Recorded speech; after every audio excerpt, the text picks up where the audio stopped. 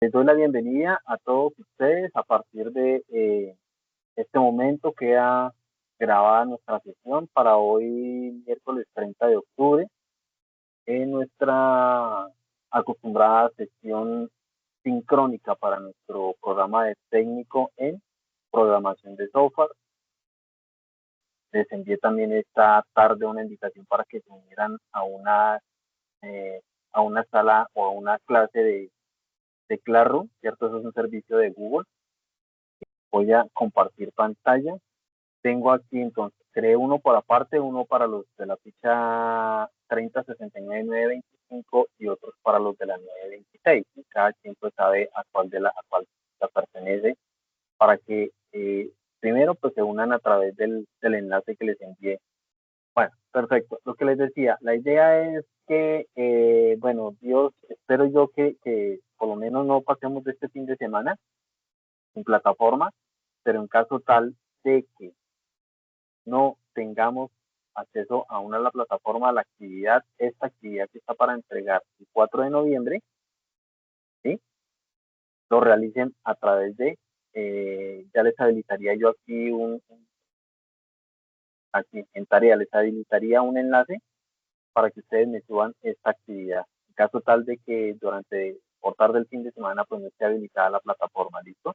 Sin embargo, pues es bueno que si les es posible en estos días, la vayan trabajando, la vayan complementando, desarrollando, para que en el momento que esté habilitada la plataforma, pues tengamos la plataforma a él. Eh, También les habilité aquí en Google, perdón, en Classroom, un enlace donde van a encontrar el material de estudio, tanto la guía como la evidencia, como el instrumento de evaluación, ¿sí? Para que ustedes puedan tener también acceso a ese material desde Classroom. Dentro de esta carpeta no es sino que le den doble clic sobre este archivo, que lo descarguen ustedes en local, le den doble clic sobre el index.html y ya van a tener ustedes acceso pues entonces a ese material, como lo puedo estar mostrando aquí. Listo. Van a tener acceso a este material de manera offline, fuera de línea. Él va a funcionar igualito que como si estuvieran en línea. Lo único que no van a poder es presentar esta actividad didáctica. Miramos, se lo permite. Ah, no, sí, también funciona la actividad didáctica. Así no van a tener ningún problema en poderlo resolver aún teniéndolo descargado. ¿Vale? Hablemos aquí de lo que nos dice la guía. Bueno, el instrumento de evaluación es una manera en la cual ustedes pueden determinar qué es lo que se nos va a evaluar, ¿cierto? Nosotros verificamos aquí en el cronograma de actividades, me dice que tengo que tener en cuenta esta serie pues, de dígitos que me van a decir que estoy en la guía de aprendizaje 1, que tengo este resultado de aprendizaje, que tengo una actividad de aprendizaje 1 y una evidencia de aprendizaje 2. Dice que dentro de la guía nos dice que esta evidencia se centra en consolidar los procesos relacionados con los estándares para la especificación de los recursos bajo métodos tradicionales, donde me dice también que para su desarrollo es importante la lectura del componente formativo, análisis y especificaciones de requisitos. Dentro de la guía, entonces me dice que deberá idear un proyecto pequeño que involucre el desarrollo de software y las estructuras SRS básicos según la norma IEEE, ¿cierto? 29148 del 2011. Puede usar como base las ideas del proyecto desarrolladas en las actividades previas. Cámbiale el pañal. Cámbiale el pañal. La estructura del documento a construir deberá incluir como mínimo los siguientes apartados. Debe tener entonces un propósito, un alcance, un resumen del producto, debe tener unas funciones del producto, unas características de los usuarios, unas limitaciones. Y un segundo punto en el cual tenemos unos requerimientos que como tal debe contener unas interfaces, debe tener unas funciones, unos requerimientos de usabilidad, unos requerimientos de rendimiento y unas restricciones de diseño, ¿vale? Bueno, aquí nos está indicando que los elementos a tener en cuenta en el documento generado se deben seguir o deben contener, deben especificar o deben estar diseñados basándose en las normas de presentación de trabajos escritos. La más común de todas, que es las normas APA, ¿sí? Esas las podemos utilizar. Si alguien por casualidad o alguien por facilidad quiere utilizar Incontext, no hay ningún problema, ¿vale? Lo importante es que siga esas unas normas de presentación de trabajos escritos, ¿vale? Adicionalmente, el documento debe escribir los siguientes elementos. Introducción según el estándar IEEE 29548 del 2011 con los elementos mínimos definidos previamente y debe tener los requerimientos específicos. Para la entrega, dice que debe tener un documento con los SRS del proyecto propuesto para la interfaz de esta actividad. La extensión es libre. ¿Qué quiere decir esto? Que no tiene límite ni mínimo ni máximo de número de páginas, ¿vale? Debe estar en un formato preferiblemente PDF, ¿sí? O en un formato de Word o en su defecto en una hoja de cálculo. Para mí es preferible que así usted lo desarrolle en una hoja de cálculo, en un documento de Word, lo puedan exportar a PDF en lo posible. Si por alguna circunstancia no les es viable, pues enviarían en un documento de Word o en una hoja de cálculo. Y es aquí donde les estoy diciendo que si la plataforma no llegase a estar habilitada de aquí al 4 de noviembre, lo hagan a través de este Classroom que les he creado. Por ahora, bueno, está solamente el Classroom, por ahora no he creado el enlace para que lo puedan subir, pero muy seguramente van a encontrar uno similar a este, ¿sí? Donde yo creé la tarea y lo van a subir a través de ese enlace. También va a tener una fecha límite, es decir, que van a tener hasta el 4 de noviembre a medianoche para poderlo enviar. Después de eso ya no les va a permitir subir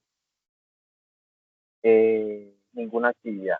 Fíjense que son 9 puntos, son 11 puntos los que se van a tener en cuenta como lista de chequeo para poder evaluar si cumple o si por lo menos alcanza el 70% para poder aprobar como tal esa entrega.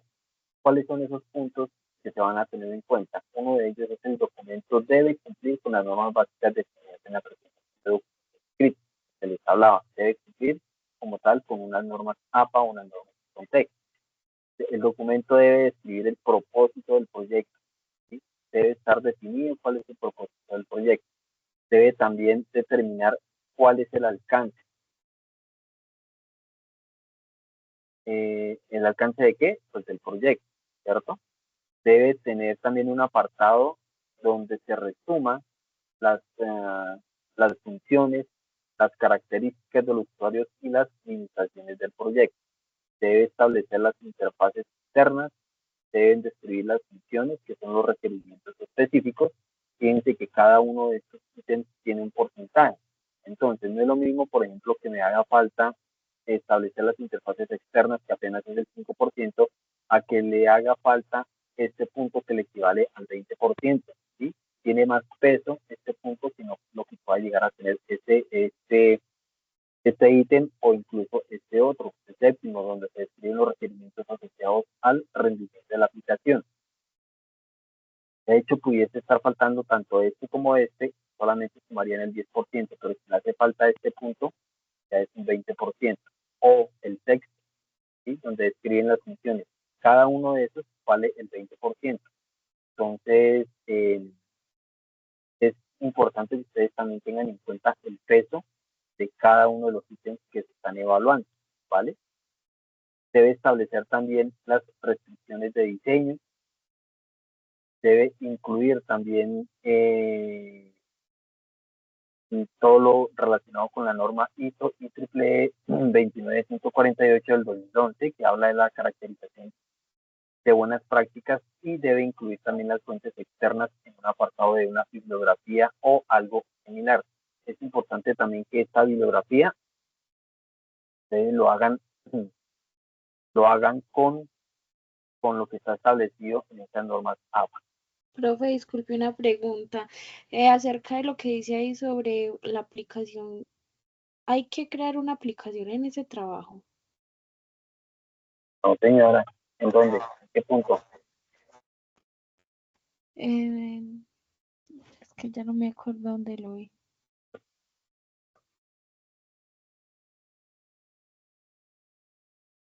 No, ahí en las que estaba mostrando, profe, en los ítems. El documento cumple con las normas básicas definidas para la presentación de documentos. El documento describe el propósito del proyecto, determina claramente el alcance, tiene un apartado de resumen donde se explican las funciones, características de usuario y limitaciones del proyecto, establece las interfaces externas, describe las funciones, requerimientos específicos, describe los requerimientos asociados a la usabilidad del producto, describe los requerimientos asociados al rendimiento de la aplicación, establece claramente las restricciones de diseño, se incluyen apartados adicionales definidos en la norma ISO IEEE, caracterización de buenas prácticas, que incluyen fuentes externas de un apartado en la bibliografía o similar.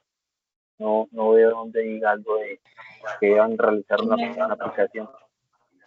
No, o sea, profe, o sea, ahí dice que, ¿lo puedes seguir un poco, por favor? Claro. Donde dice, no, más. Criterios de evaluación. Utiliza los estándares de especificación de requisitos de acuerdo con las características del proyecto y documenta la especificación de requisitos según las necesidades del cliente. Tenemos unas herramientas para la captura de requisitos, ¿cierto? Dentro de toda la gama pues de diferentes herramientas que nosotros podamos encontrar para la captura de requisitos potenciales de un nuevo sistema o una actualización de software. Dentro del material van a encontrar ustedes unas muy puntuales. Dentro de estas hablan del diagrama de caso de uso, ¿cierto? El diagrama de caso de uso al momento de desarrollar un proyecto se debe pensar en cuáles serán las principales funciones que el software debe permitir llevar a cabo y quiénes serán los que podrán ejecutar dichas funcionalidades. También nos dice que la identificación de estos elementos se pueden visualizar de manera efectiva a través de la elaboración de diagramas de caso de uso. Estos diagramas que son elaborados durante las etapas iniciales de un proyecto se convierten en referente para cada una de las etapas siguientes del desarrollo de software. Y tenemos algunos componentes. Dentro de esos, por ejemplo, nos hablan de un actor o los actores. ¿Quién puede ser un actor? Por ejemplo, si tenemos, si identificamos dentro de un proceso de, no sé, de una clínica, ¿cierto? ¿Quiénes son los actores? Los médicos. Médicos, enfermeras, ¿cierto? Los pacientes. Los pacientes. Ellos serían los actores, ¿listo? Y nos dice que los actores se representan mediante un óvalo, ¿sí? Que indica una función que el sistema debe proveer. Tenemos también que para ejemplificar un proceso se puede emplear un verbo conjugado en infinitivo y que representa la función a realizar. Tenemos unos ejemplos: administrar, gestionar, registrar, ¿cierto? Entonces, por ejemplo, teniendo el mismo caso de las historias clínicas o de la clínica, del hospital, podríamos decir que ¿quién? El médico registra. ¿Qué registra? Datos del paciente. La atención del paciente. Además de los datos del paciente, ¿qué más puede registrar? Los procedimientos que le va a realizar o los medicamentos que le va a colocar. Y un diagnóstico, ¿cierto? ¿Listo? Aquí nos dan también un ejemplo de en el cual se presenta un diagrama de caso en un sistema de un centro médico. Tenemos administrar datos pacientes, tenemos administrar datos de los tratamientos, tenemos otro proceso que va a ser gestionar las citas cada vez que un paciente necesita o requiere solicitar una cita, pues va a tener una gestión de citas y tenemos una gestión para poder generar esos reportes. Una vez que el paciente es atendido en la consulta, muy seguramente, como lo decían ahorita, se van a ordenar unos medicamentos, se van a ordenar de pronto unos exámenes y esos van a quedar combinados en la generación de esos reportes. Ven ustedes aquí la representación gráfica. Tenemos al médico. Este médico, ¿qué es lo que hace? Puede administrar los pacientes, puede administrar los tratamientos a los cuales se le están ordenando. Él puede también de cierta manera gestionar las citas porque le va a decir al paciente al cuánto tiempo va a poder tener que regresar con esos exámenes, por ejemplo, si son de laboratorio. Entonces le ordena unos exámenes para que dentro de 3 meses se los tome y regrese, ¿cierto? Y a su vez pues también va a generar unos reportes. Y tenemos otro actor que es el paciente, el cual pues va a recibir como tal esas indicaciones que le está indicando a través de estas a través de esos de estos procesos, las citas y las reportes. Dentro de la identificación del caso de uso, podemos observar los casos identificados en el sistema, es decir, las funcionalidades que el sistema va a proveer: administrar datos de pacientes, administrar datos de tratamiento, gestionar citas y gestionar reportes. También tenemos la identificación de los actores, que ya lo veíamos, decíamos que era el médico y era, bueno, podría ser también un empleado, o también tenemos a alguien que como actor, que es el paciente.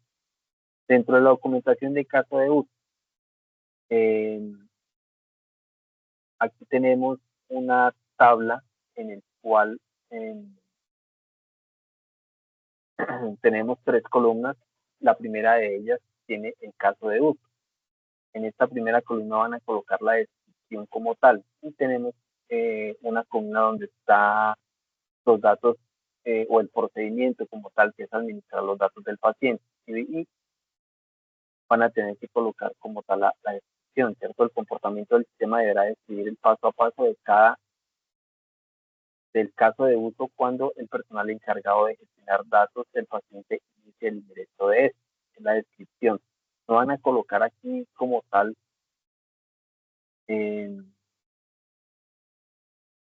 los datos del paciente, sino lo que deben colocar ustedes es qué debe ir, las instrucciones, qué es lo que se debe continuar dentro de esta celda, ¿sí? En este campo.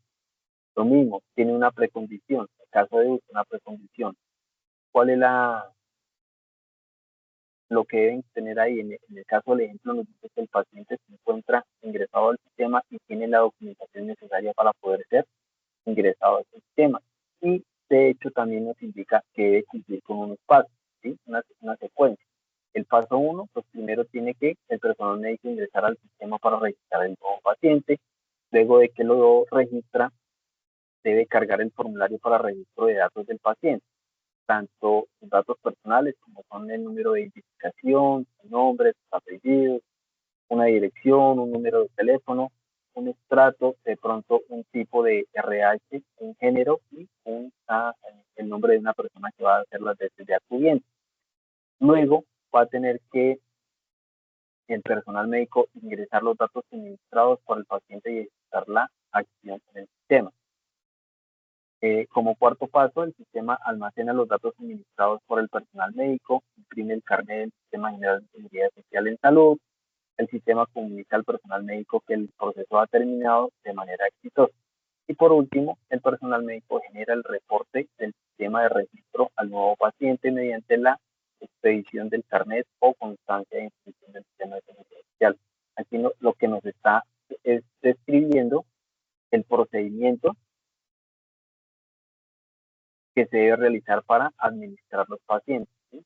Este es el ejemplo. Ahora ustedes van a tener que ponerlo en práctica ya con el caso específico que está establecido, que está dispuesto dentro de la guía de Una aprendizaje. consultica, disculpe que lo moleste, le interrumpa.